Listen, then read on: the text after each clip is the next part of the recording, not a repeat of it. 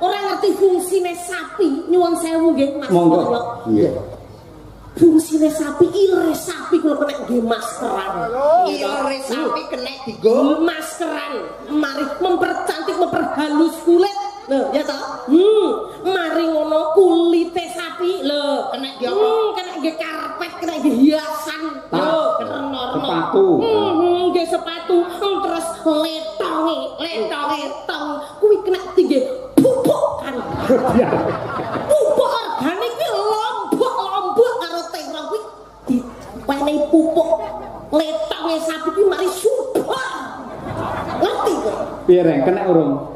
Kena urung? Ya wis ora masalah dek iki kadah saiki kurap saiki brenyeh ora apa-apa. Siji sing kudu mangerteni. Apa? Susune sapi memberi gizi kabeh piyai-piyai ning kene iki lho. Lho, jaman tanggoku kena gizi buruk nggih nyuwun sewu.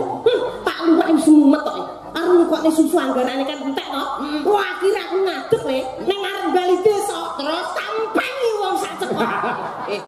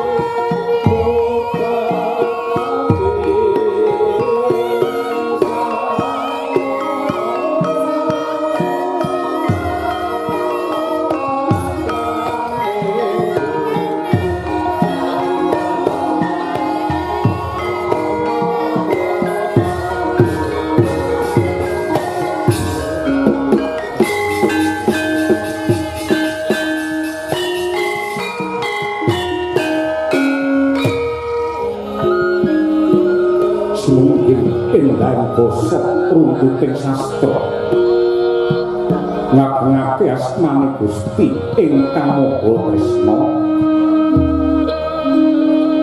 yakti hanuntun titah umantang wedharing Wida Suci mrih Basuki sagung dumadi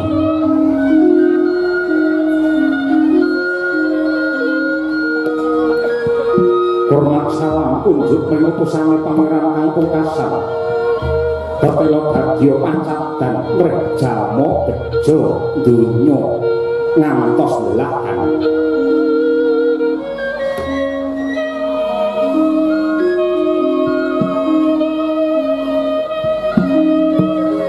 Narbuka wewaraning carita nggih ing wewengkon negari Wirata.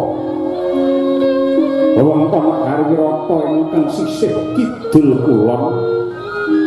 Ana desa cilik ingkang winastan dusun Pajagalan.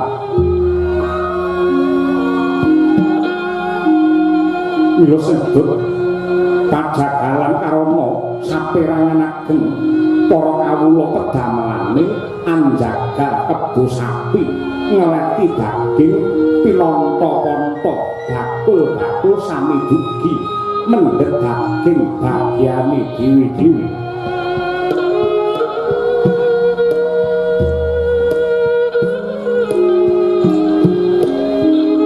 Candhak kulaga utus lumintu siang ratri bapan wonten kedate kang mangkono mahanani mulyaning para kawula ingkang mapan ana ing Pajagalan.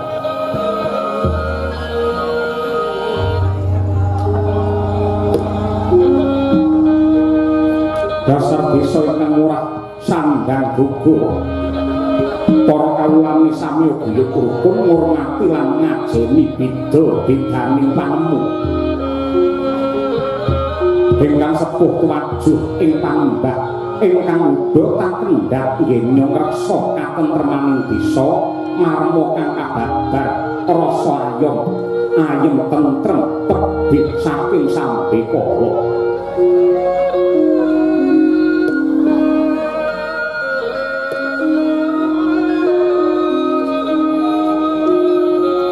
Wonten wisma lawas cakrik limasan senadyan sarwa prasaja nanging resik lan tumata. Kawis tinggal ana piyai sepuh ingkang lenggah ing kono nenggih nama Ki Jagawalakas. Nama Ki Jagawalakas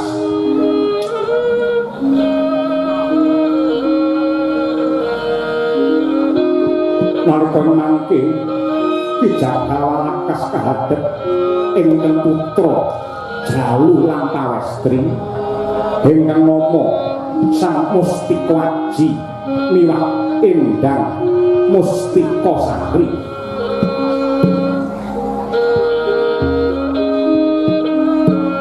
Bonggong Kirawa suka marwata suka Ki Jagawalakas mulat ingkang putra kekalih wis katon dewasa. Rinten dalu Ki Walakas tansah nyambung rasa mring Gusti ingkang Maha Kuwasa. Kanthi panuwunan muga-muga atmaja kekalih sembada netepi dharma sarta pinaringan bejo donya ngantos akhir.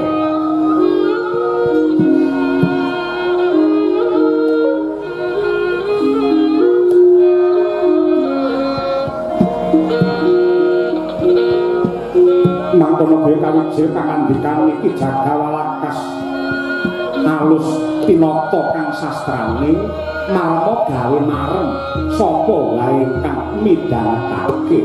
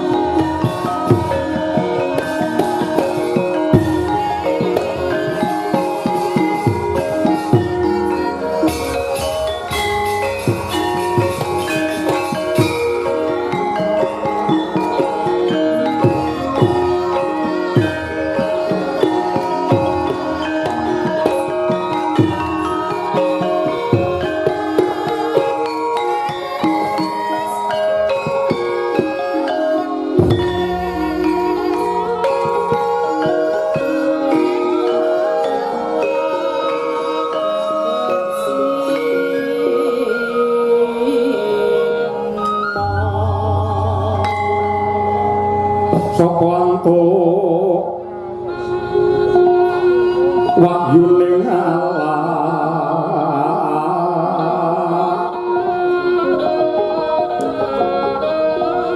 yo tumilah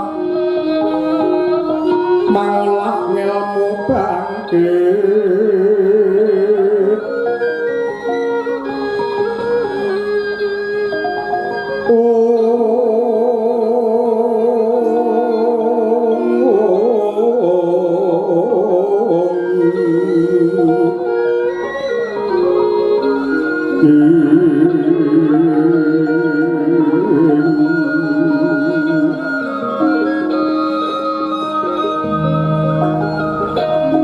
bangkit nikah rahmangu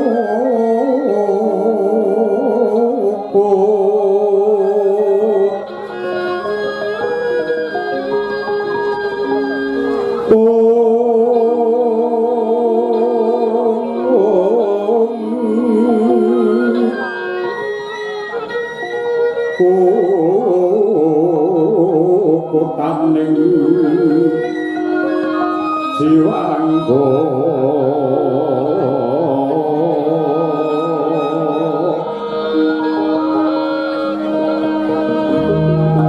kang mang kono patut sinebut wong sepo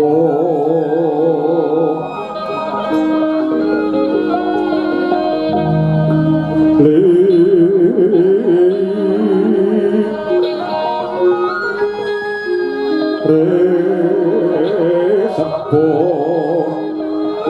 sepi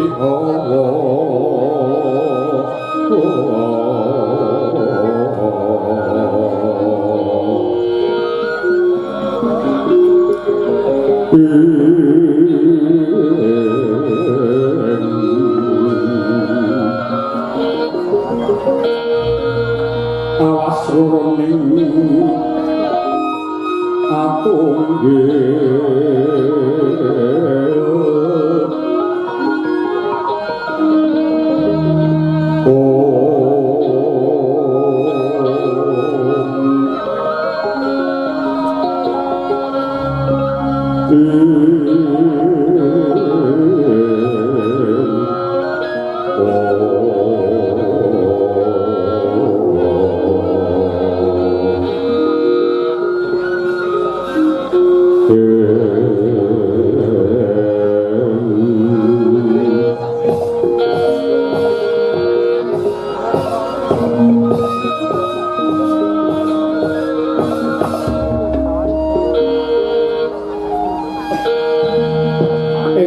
sepisan banget aku ngunjukake rasa puja puji syukur kang jero ana ngarsane Gusti ingkang murba jagat merkaya mung panjenengane ingkang paring paningsih kanikmatan marang kabeh para titah ingkang semebar ana jagat raya. Kejaba saka kuwi nggih Mustika Aji apa dene anak wadon Mustika Sari. Maragage diprayogakne anggenmu sowan ana ngarsanipun bapa ing pejagalan kene. Bapa pangrasa ora kurang prayoga anggenku siba ana ngarsanmu ora liwat sembah pangabektiku katur marang bapa Jagawalakas. Iya Mustika Aji ndak tampa gawe bombong ing rasa pangestune wong tuwa Maragage ditampani.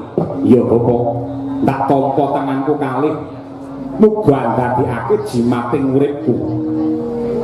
Ora keri kowe Mustika Sari diprayogakne anggenmu lungguh. Inggih matur nuwun Bapa Penendan.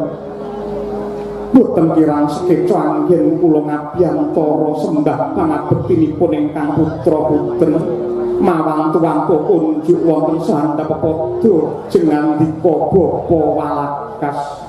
Ya ndak tampa kanthi bombong lan supornaning griya. Mumpung ripalungguhan iki durung wancine aku karo kowe mlebu ana ing kandhang glandang bangsane kebo sapi banjur dijagal. Mumpung ana wektu ingkang mirunggan yektine kowe mung tak kon nekseni anggenku ngaturke panuwun marang purbane Gusti merga duwe anak lanang loro, lanang kelawan wadon Mustika Aji karo Mustika Sari. Marme ati tanpa upama ning yektine duwe anak kuwi yen ora waspada, ora ngati-ati, teliti lan permati anggening gulawentah kuwi padha karo ancik-ancik ana pucuking gegaman sisip sembiri luput katuranggane bakal berabat marang anake dhewe. Mula ndak pundhut kanthi banget kowe cah loro Aji lawan Sari. Sepisan kowe kudu tetep tekun tigen-mugen anggenmu manembah karo pangeran.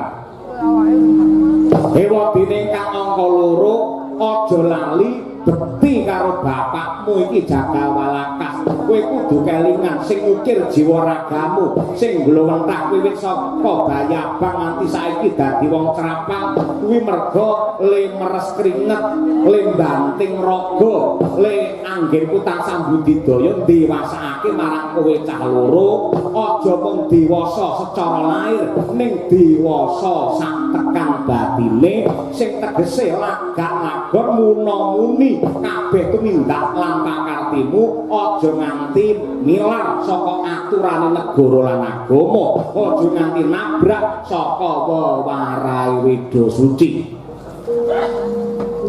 Niki Bapa. Iya, Pak. Lah iki ngene. Bapakmu ki lak kancane wis pirang-pirang. Etang kulon kidul lor kabeh iki aku duwe kenalan. Ya kenal aku ya sabar aku tuwek-tuwek ngene iki. Biasane ning pojokan panggung yen rampung le wayang terus muni kancaku ya semono-mono kuwi. Durung para kanca-kanca bakul sing pendak dina iki ngungsungi daging saka kene didol ning pasar. Kuwi ya banget kabeh padha takon. Bapa Walakas, sok kapan jenengan le kagungan kersa mantu? Tak sawang putra-putrimu kae wis dewasa. Aku diutang karo kowe iki Walakas. Bola-bali kowe tansah engkop gelem tak repoti. Tur dasare bapakmu ki awang bengi esuk sore waton ana undangan, mbuh kuwi mantenan utawa sunatan, bapakmu mesti teka. Lehku mbecek tak itung wis entek 1 miliar ngerti. Ini becek tau 1 miliar. Wah, tenangane. Lho kowe kandhas sing tokne dhuwit aku main duwe piye to kowe iki? Semono kuwi bocah becek ngono kuwi. Lek enek legane rasa kalau mongso yen pas tayuban ngono, aku ya dikongkot ditibani sampur dikalungi wujude sampur kon mbeksa nayut kaya ngono kuwi. Lho, pakmu iki kondang pakmu iki. Angger wong kenal kabeh do takon kapan Ki Walakas anggene mantu aku kepengin jago, aku kepengin becek. Lah saiki tak takon karo kowe, mligine kowe sing luwih tuwa. Ji, Mustiqaji. Nggih. Saiki umurmu wis pira? Umur kula. Heeh. Menawi mboten lepas sampun umur kalih dosa gangsal. Pira? Kalih dosa gangsal. Selawe to? Nggih, kula basake. Selawe iki ora kena dibasakne ngono kuwi, selawe selangkung. Kok iso kalih dosa gangsal tembung mlocok iki. Kranten. Kranten iki ya salah. Ora enek tembung kranten. Mula kok ana MC ngendika kranten wekdal sampun dalu. Kranten iki salah. Krana ya krana. Ingkang setunggal, lah setunggal wis salah. Setunggal wis basa aja dibasakne neh dadi setunggal. MC kudu ngerti bangsane kaya ngono kuwi. Ya ning aku ora MC lho, aku ngandani karo kowe dadi canem sing pinter basa, ngerti karo sastra tinggalane para luhur mbiyen sing apike kaya ngene. Basa Jawa ki apik. Rembukan karo sabaraan, ngono ki ana tembunge dhewe. Rembukan karo wong tuwa ki ana dhewe, rembukan karo cah cilik ki tembunge ya ana dhewe. Tur basa Jawa ki beda sithik, maknane ya wis beda, artine wis ora padha. Kenceng karo kenceng kuwi wis beda. Dengkul karo dangkal wis beda.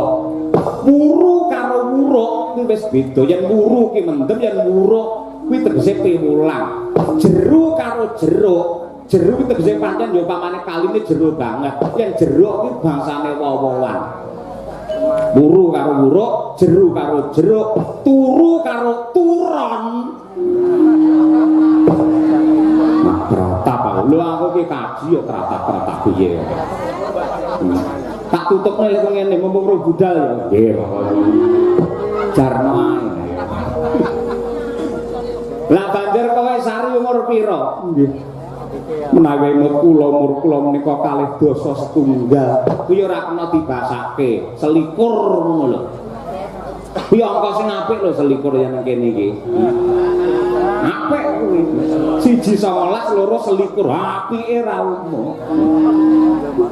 Sik aku takon karo kowe Ji. Nganti saiki kowe apa urung tau duwe kenalan cah wedok sing cocok karo batinmu? Ler tandure usu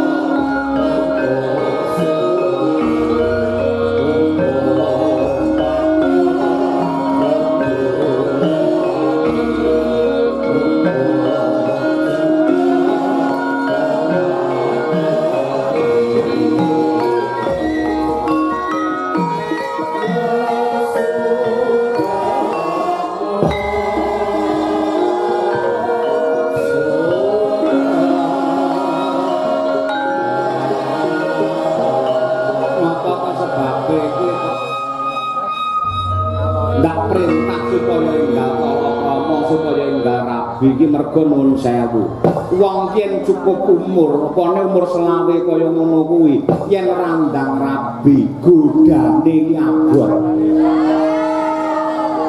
budane iki apa? Yen kuwi nek wong wedok ya karo wong lanang boros ngene. Petang tahun pisan pedhot, petang tahun pisan diperbarui. Nah, nganti kowe randang rabi, kowe bisa mengko banjur nindakake sedhek utawa maksiat, mergo ora kuat ngempet hardane hawa nafsu. Wong rabi iki ngibadah, waton kowe bener-bener tresna lahir batin lan gelem ngayomi karo bojomu sok. Apa meneh kowe gelem ngulyake wong wadon loro, siji mbokmu, loro bojomu. Kowe engko uripmu arep ditata dhewe karo sing gelar jagat. Uripmu sarwa kepenak. Kejaba saka kuwi wong rabi kuwi bakale minangka panyambunge umur, panyambunge sejarah. Ya kuwi tumuruning anak sing minangka talining katresnan. Aku wis kepengin banget gendong putu momong karo putu. Pengen banget aku iki.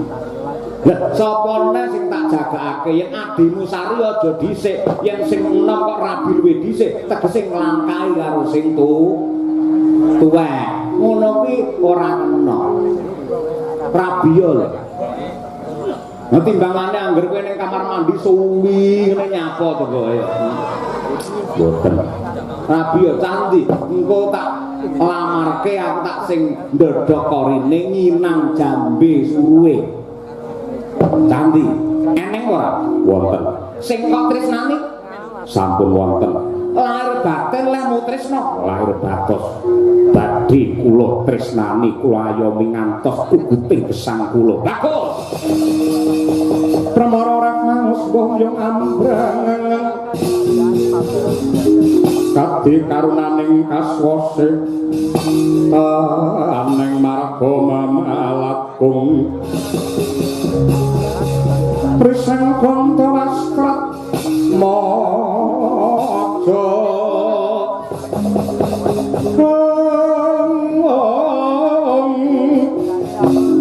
lang-lang lalu hangulati surya mangkrang sang waya kumyus hamorwa ayan yen pancen wis ana sing tok incer sing tok ince mongko dadi katresnanmu candi gage kowe matura ning panjalukku aja nganti calon bojomu ki luwih tuwek timbang kowe mergo yen nganti kok bojomu luwih tuwek timbang kowe kowe iku ya melu ndang tuwek ngerti ora pengumuman kowe aja golek sing tuwek mergo kowe tau krungu to ning pejagalan biyen nek cerita wong sing jenenge Warsita sing enom ganteng gagah umure 20 taun pengen rabi karo rondo tuwek umure swidak lah biyen tak takoni ya madhep rene tak takoni kanthi bener becik Warsita kowe wis rabi karo rondo tuwek umur swidak karepmu piye nggih Kyai dasarmu apa kula ngertos nika wong sugih nika bandane pirang-pirang nika sawahe pirang-pirang sapine pirang-pirang mangke menawi kula rabi ngibarate gending kula tibani pangkur jenggleng niki mangke kula genjot pisan mesti rondo sepuh kula mesti mati bandane kula pek ning kok capot dadine piye kelingan ora dudu rondo tuwa sing mati ning malah Warsita sing murdar mergo apa dheweke keracunan susu sing kedaluwarsa ngerti ora aja luwih tuwa lho aja ngono lek luwih tuwa biasane sing lanange kalah wedi karo sing wedok niku ngene salah ngono salah iya ngono padha karo pakmu biyen ya ngono wis ngaku dadi pengarepe para jagal ing krene ngaku dadi ratu pisan muduna ngaku dadi lurah pisan galang sing gaweane ngomyang sami utuh nek kadung digetak karo bojo wedok goblok dadak niku yo candi kandha ayu ora pira pira Bobo yektine dudu wong liya braya dudu wong sak njabane pajagalan kene. Tegese sing kok tresnani iki malah wong pejagalan, bocah pejagalan kene. Cocok yen ngeteri manten ra kadoan aku ya gathok, aku mathuk, aku sarujuk. Kuwi cah endi anake sapa? Upama aku bloko apa kira-kira bapa Walakas kersa nampa kanyatan. Lho, sing jaman saiki jenenge kebo musuh gudel. Wong tuwa ki mbangun miturut karo karepe anak. Yen pancen kowe wis tresna, wong tuwa ya melu tresna. Aja mikir ringo-ringo. Yen perlu anake tidak kejaraan saudon saurupan. Wong melarat pisan ora apa-apa, sing penting atine ora melarat. Sapa ki mau? Ora ana sing tak tresnani kejaba. Wonge ya sak omah karo aku. Nah, jenenge sapa? Sing arep tak rabi adikku Dewi Mustika Sari.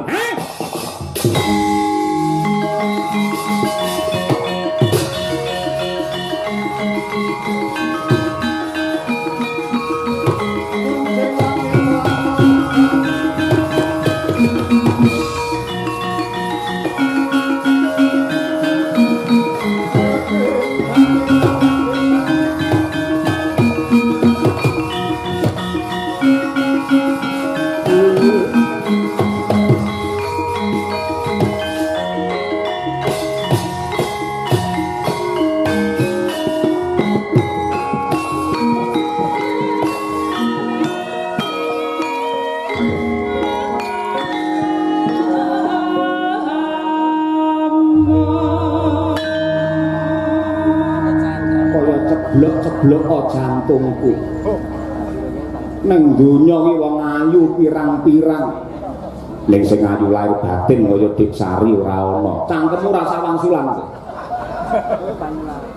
Kae lho para pinter lak ngendika, donya ki ambane ora mung sak kathok kolor, ngerti ta? Daun kelor. Heeh, daun kelor. Mbok golek liyane ngisin-ngisini. Lho, Bapak. Aku ki arep ngrabi karo Sari iki nganggo dasar nganggo waton. Dasarmu apa? Aku ngglowentah Sari wiwit cilik. Biyen sing ndulang aku, sing ngedusi aku, sing ngglowentah aku. Mula njaba jerone bobot bebet lan bibite. Tumrape Sari kuwi aku ngerti. Aku mbiyen nate duwe pacangan, nanging ripalungguhan iki kaya rasaku wis pugut, rasaku wis ceklek, ora kepengin gandeng karo wong wadon ngendi-ngendi, mergo racake ning jaba kono ya ayu, ning ayune mung lair tok, batine robos. Karo aku ketok ya tresna, ning aku lunga dheweke digandeng karo wong lanang liya, cek ora. Racake wong wadon iki kaya ngono, sing bener-bener ayu lahir batin ya mung Sari. Mula aku gelem rabi yen karo Sari, liyane karo Sari apike aku tak njaluk mati wae. Tangkemu.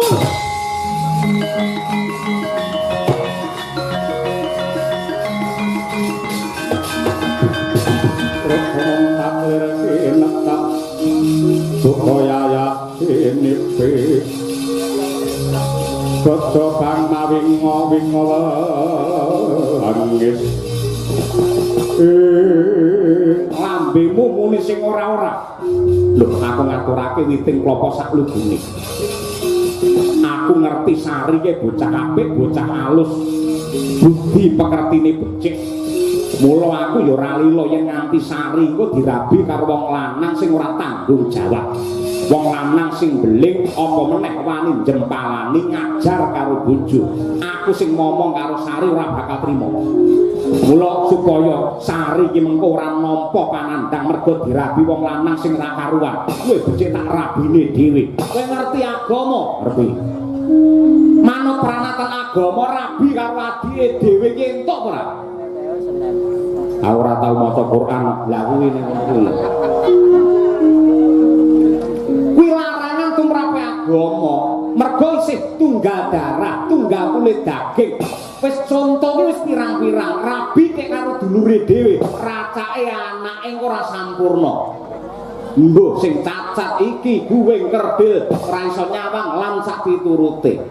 Kuwi minangka pemut ngelekke marang kabeh manungsa saka pangeran, aja nganti nabrak wewaler tur manut aturan saka agama. Upama kowe karo adimu Sari tak jak ning KUA. Iki pernah napane takoni karo naib. Aku lek njawab jajal piye ngono. Hah? Ngwaline aku dhewe. Kuwi ra sudi, kuwi ra tirmu nawar. Damar mancung cupeten jo ngawur kaya ngono kuwi. Iku wis dadi tekad aji. Aku wis duwe sumpah, aku wis prasetya. Malang-malang bakal tak putung, rawe-rawe bakal tak rantas. Aja kok bapa walagas mun sewu.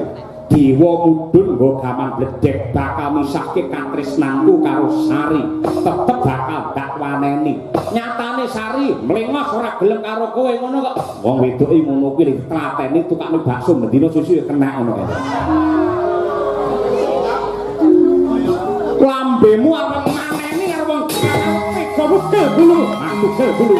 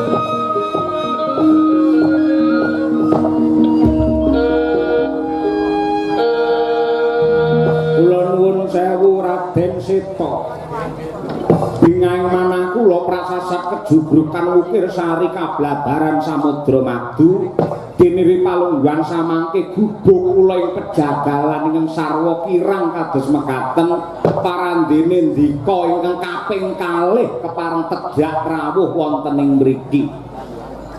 Mboten langkung kula ngaturaken sembah pangabekti tandha pengaji-aji mawang-tuwangka kunjuk Raden Sita.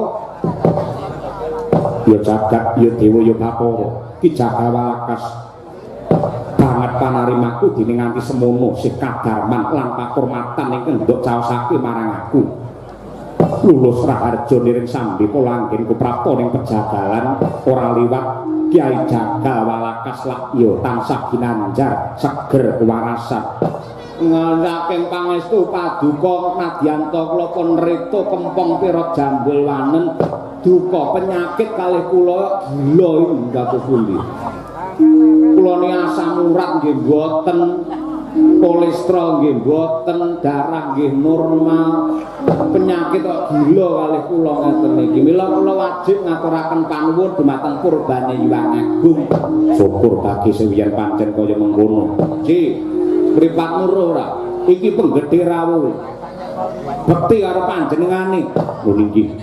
Nuwun sewu Raden Sita kula ingkang abdi ngaturaken sembah pangabekti mawantu-wantu kunjuk. Sapa? Kula menika Musti Kwaji putranipun Ki Jagawalakas.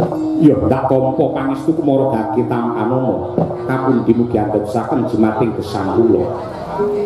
Nuwun sewu kok janur gunung kadengaren ndika kepareng mriki.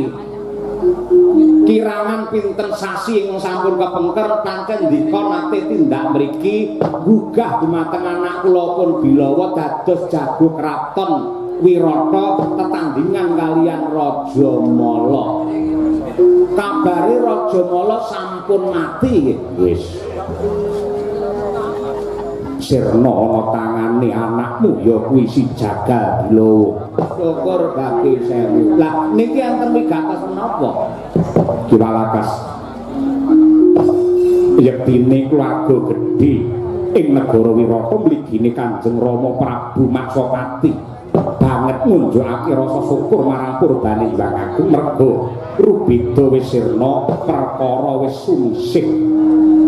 Wiwit saka pakartine paman Kincaka rupa Kincelang Raja Mala ingkang nindakake sanggit rungsit Rekadaya kepingin jungkeng palenggane diwaji nyatane bisa dirampungi karo anakmu Jagal Bilawa. Angka loro nalika Wirata dirampit mungsuh saka ngarep lan mburi ya Kiwadya Bala Trigarta lan Ngastina sakemah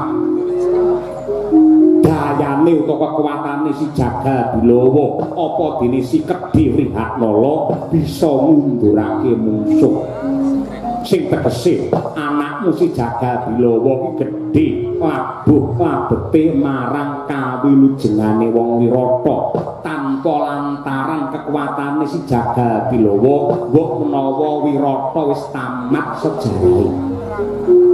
Kula anggenku rene iki yektine diutus dening Kanjeng Rama Prabu Basudewa nemoni karo anakmu Jagal Bilawa bakal tak gandeng tangane tengen tak sowanake ana Sitinggil bakal nampa wujude kanugrahan. Merga apa? Yektine anakmu Jagal Bilawa ki dudu wong saudara saurupan nanging satriya tama ingkang lagi namur laku. Ya kuwi para Pandhawa ingkang dadi mantri pasar kae jenenge Tandha Dwija Kangka yektine Puntadewa ingkang dadi Jagal Bilawa kae Werkudara ingkang dadi Kedhi Wrihatnala kae si Janaka ingkang ngopeni Rajakaya lan tetanduran Dumagranti lan Tripala kae kuwi putuku kembar Nakula Sedewa lan sing rina wengi tansah laladi karo adhiku Utari ya kuwi Niken Salindri kae yektine garwane Puntadewa ingkang awewangi Dewi Drupadi. Mung emane wiwit saka Dwija Kangka ki dikepruk paidon mustakane dening Rama Prabu Maksopati nganti ripalungguhan iki Pandhawa ora ana kabar ora ana babak ingkang pratelakake papan dununge Pandhawa Palungguhan iki mapan ana endi. Mula anggenku teka kene. Anakmu Bilawa ning endi tak gawane tak kantine ning kraton. Long indriya mangu mangkung kandhuan rimang lir-lirna tanpa kanin yen tantulusa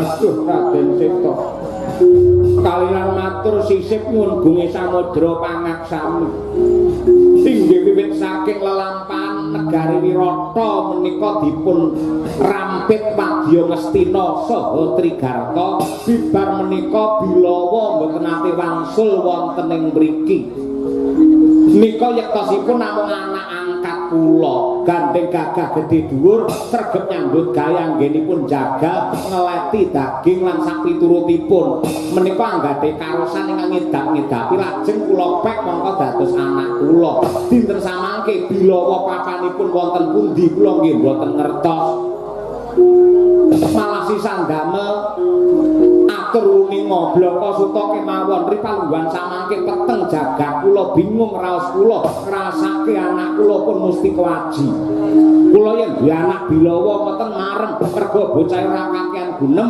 sregep nyambut gawe ngibadahi ora ditinggal nang tingali niku Mustika Aji rambuté gedabur atau dijungkati ngoten niku tur wonten lelampahan ndadosaken kageting manah kula jagat niku digelar akeh wong wadon ayu bareng kula takoni kuwi rabi karo sapa lewang sulate ngatelake kuping ndodok-dodok ora gelem rabi yen ora rabi karo adine dhewe sing jenenge Mustika Sari niku kelakuan menungsa apa kewan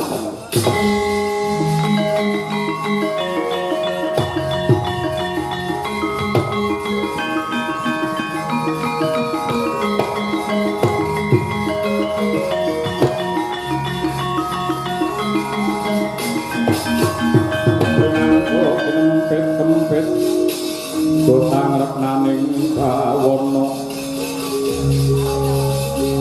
ya setukang walang ati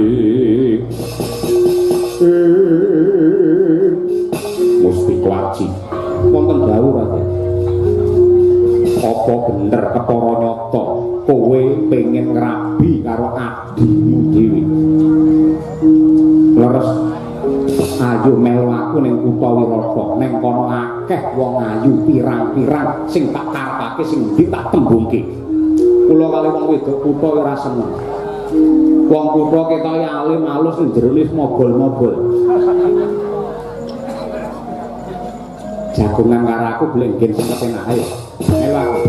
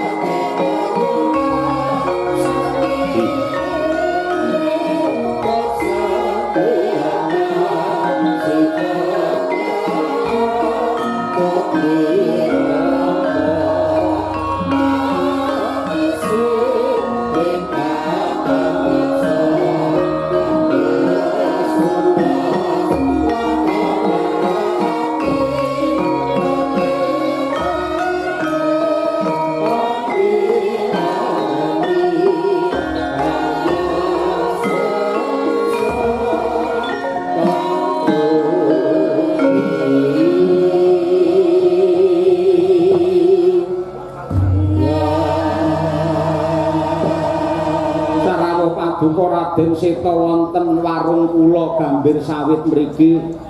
Kula ngaturaken sembah pangabekti Raden Seta. Sungkem kula nggih katur ngarsa Paduka Raden Seta. Isih dodolan terus ya nggih. Nggih wong tandang pangan ya dodol ngeten iki. Rame-rame ning mburi apa. Menika enten salah satunggaling wilayah desa ingkang ngawontenaken syukuran bersih desa. Desa ngendi? Desa Polorejo nika wayangan niku ora tau kendhak ratane leren ora tau ana mandheke. Mila bejane para bakul-bakul kados kula ngeten iki angger enten desa sing wayangan tiyang duwe gawe wayangan mangke kula entuk rejeki. Ngoten niku. Tur Polorejo niku angge wayangan niku rutin. Adek-adeke jejeg ora menga-mengo yen kuwi ya kuwi yen liyane ya liyane. Mila wiwit jaman kuncung nganti gelung le wayangan dalange ora tau solan salin. Mergo dawuhe jarene lho, jarene dawuhe danyange mriku yen nganti dalange ganti mangke mriki enten pagebluk ngoten niku. Mare guyu. Jenengan anak ratu mosok guyu. Saestu.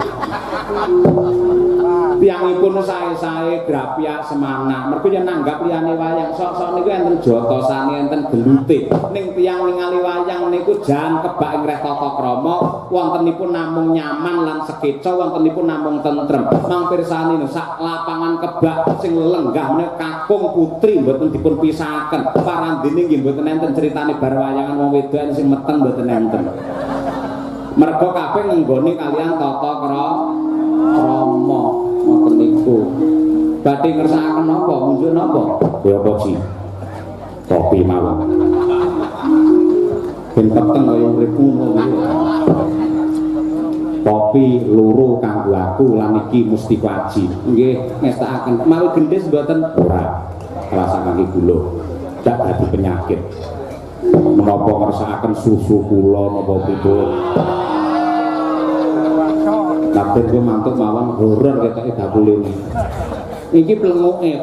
Dadi wong dodolan ning wayangan lek pengen laris kudu ngejak wong wedok ayu tinggi plenguk ngene iki. Terus dijaraki karo wong lanang-lanang sing do ning kono. Ya disaweske disediake unjukane kopi sing dirasakne.